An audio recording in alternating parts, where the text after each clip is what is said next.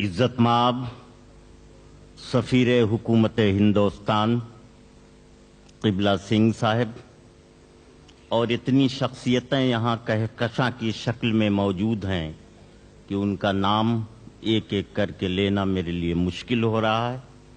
बहरहाल वो तमाम लोग जो तहजीब के मुहाफिज हैं, अदब के अलंबरदार हैं, इंसानियत के परस्तार हैं, उनकी खिदमत में मेरी अकीदतों का सलाम। तुम्हारे घर में दरवाज़ा है लेकिन तुम्हें खतरे का अंदाज़ा नहीं है। तुम्हारे घर में दरवाज़ा है लेकिन तुम्हें खतरे का अंदाज़ा नहीं है। हमें खतरे का अंदाज़ा है लेकिन हमारे घर में दरवाज़ा नहीं। मोहतरम हाज़रीन, एक शायर में और एक आम आदमी में एक फ़र्क होता है और वो फ़र्क इन अशार में आपको इन मिसरों में देखने को मिला होगा।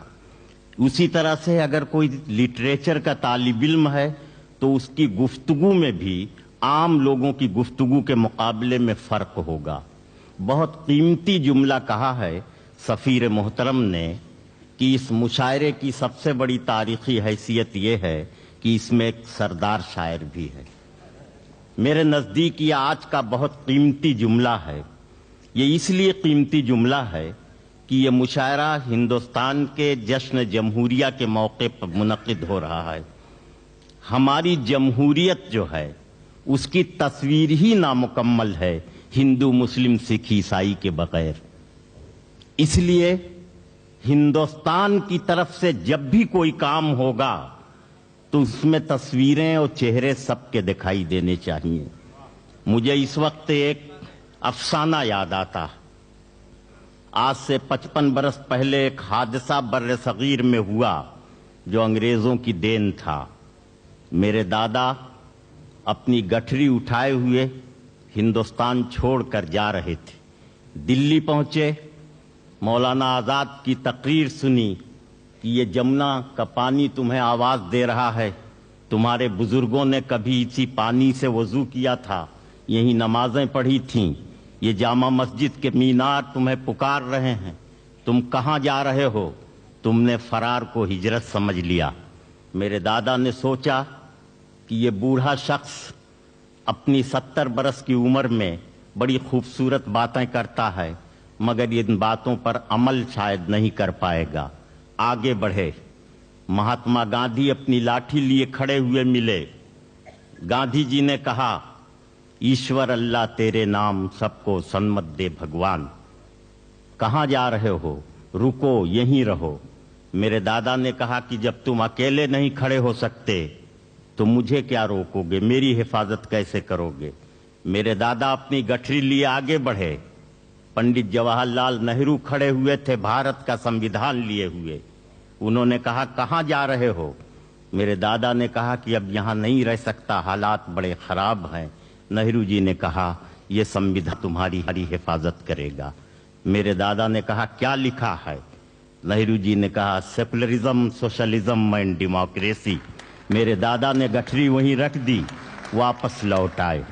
दोस्तों, जब तक ये संविधान बाकी है, जब तक सेकुलरिज्म, सोशलिज्म और डेमोक्रेसी बाकी है, तब तक हिंदुस्तान का कोई कुछ नहीं बिगाड़ सकता। मुखालिफ हवाएं आती रहेंगी, चली जाएंगी।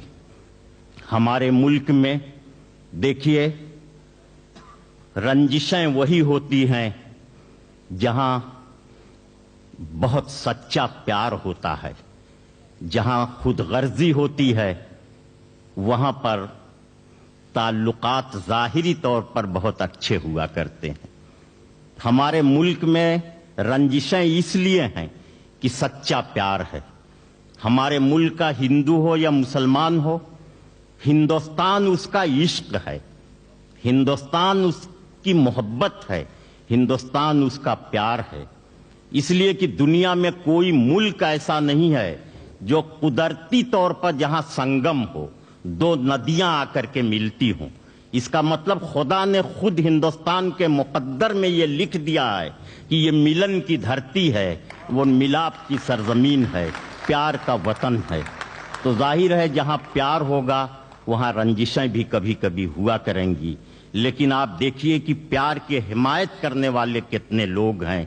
ये खुशी है कि हिंदुस्तान का दानिश्वर, वहां का इंटेलेक्चुअल इस कंपोजिट कल्चर की हिफाजत का जिम्मेदार है, उसका हिमायती है, इस मुश्तरका तहजीब का। इकबाल सुहेल ने एक बार कहा था कि मिलजुल के बरंगे शीरो शकर, दोनों के निखरते हैं जौहर, दरियाओं के संगम से बढ़कर तहजीबों का संगम होता है। हिंदुस्तान तहजीबों के संगम का वतन है। मुझे डॉक्टर जाकिर हुसैन का एक जुमला याद आ रहा है कि तहजीबें नहीं टकराती हैं, जब टकराती हैं तो वहशतें टकराती हैं।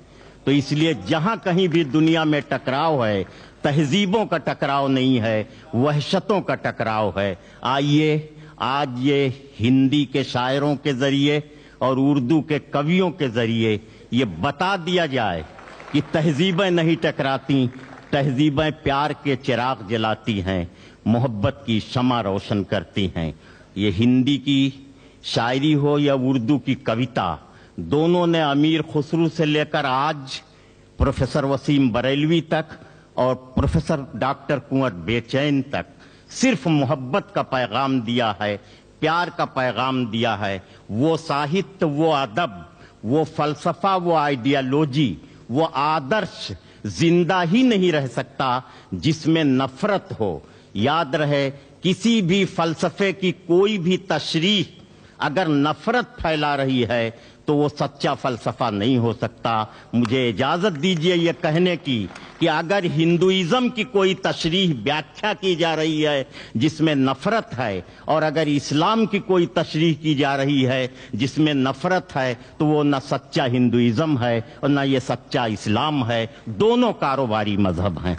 तो इसलिए जहां रहमत है वहीं इस्लाम है, जहां करुणा है, दया है, वहीं हिंदुइज्म है, जहां प्यार है, मोहब्बत है, वहीं धर्म और मजहब की रूह है।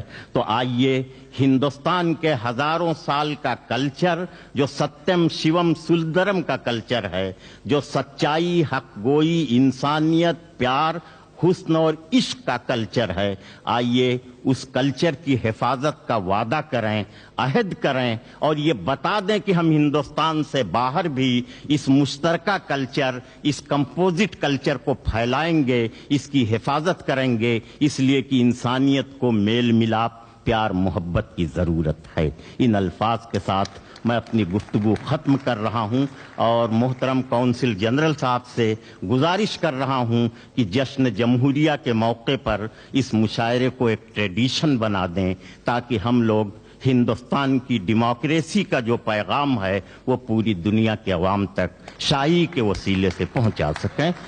बहुत बहुत शुक्रिया। मैं मुशायरे के माहौल में आपको लाने की कोशिश कर रहा हूं। हजरात, शायरी दुनिया की मादरी जबान है। इंसान कोई जबान समझे या न समझे, लेकिन कविता और शायरी की जबान का अजीब व गरीब जादू है कि वो समझ में जरूर आ जाती है, और नहीं समझ में आती तो लज्जत जरूर मिलती है, जायका जरूर महसूस होता है। इसलिए आइए इस एक रात को खूबसूरत बनाया जाए।